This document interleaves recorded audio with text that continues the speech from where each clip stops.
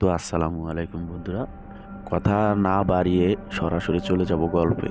তো ঘটনাটি ভোলা দ্বীপ জেলার আরেকটি দ্বীপ মাঝেরচরের। তো ঘটনাটি অনেক দিন আগের, আর ঘটনাটি আমার কারো কাছ থেকে শোনা। তো ঘটনাটি তখনও তত একটা কারো কাছে পৌঁছায়নি।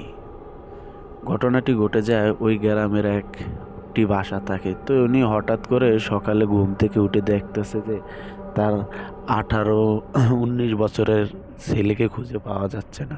তো তখন তারা খোঁজ লাগানো শুরু করে। তো খোঁজ লাগাতে লাগাতে একটা সময় দেখে যে ওই চরের একটি বট গাছে ঝুলে আছে তার দেহটি। তো দেহটি ঝুলে আছে মৃত একটি ঢালের উপরে। তখন সবাই দেখলো কি আসলে কি সে গলায় দড়ি দিল, কিন্তু গলায় দড়িও নাই, কোনো বিষ খাওয়ার চিহ্ন নাই। তখন খেয়াল করে দেখতেছে যে তার গলার ভিতরে এমনভাবে কেউ কামড়ে ধরছে, গলার অর্ধেক মাংস, গলার হাড়ের যে অর্ধেক মাংস, ওই মাংস ওই জায়গা থেকে চলে গেছে কামড়ের সাথে। তো তখন তারা চিন্তা করলো কি এইভাবে তো কিসে কামড়াতে পারে। তো তখন ওই লাশটি ওই গাছ থেকে নামিয়ে নিয়ে আসা হলো।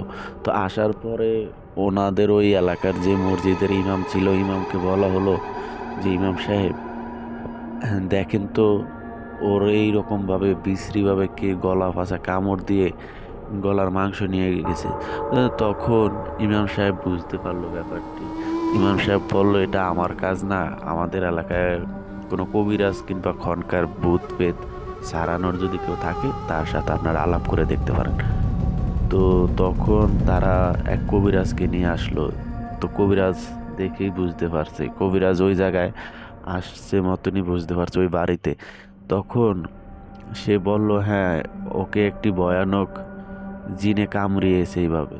তো তখন ওই ছেলের মাকে বলল, ছেলের মা বলল আর কি যে কেন আমার ছেলের সাথে এইরকম করছে। তো তখন তো এই তান্ত্রিক ওঝা তার শক্তি বলে, মন্ত্র বলে এটার বিষয়টা বুঝতে পারলো। যে তখন ওঝা বলল যে আপনি আজ থেকে প্রায় 17-18 বছর আগে এই জায়গায় একটি জিনের বাচ্চা ঘুমিয়েছিল আপনাদের বাসার উঠানে। তো জিন ভূত এগুলো কিন্তু আসলে অদৃশ্য থাকে, কেউ দেখার সাধ্য নেই। তো ওই মহিলা ঘর থেকে বের হয়ে আটার সময় ওই জিনের গলায় ফাড়া দিয়ে ফেলছিল, উনি তো আর দেখতে পারেনি। এই জন্য ওই জিনরা ক্ষিপ্ত হয়ে বলছে যে তোর 18 বছর হওয়ার পরেই তোর প্রত্যেকটা ছেলে, 3 ছেলে, 3 ছেলেরে আমরা এইভাবে মেরে ফেলবো। তো ওই মহিলা বলল যে এটা থেকে বাঁচার কোনো উপায় নেই। বাঁচার উপায় অবশ্যই আছে।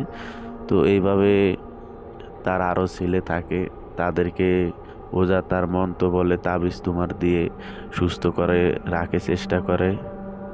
তো এই পর্যন্ত ছিল আজকের ঘটনা। ভালো লাগলে পাশে থাকবে।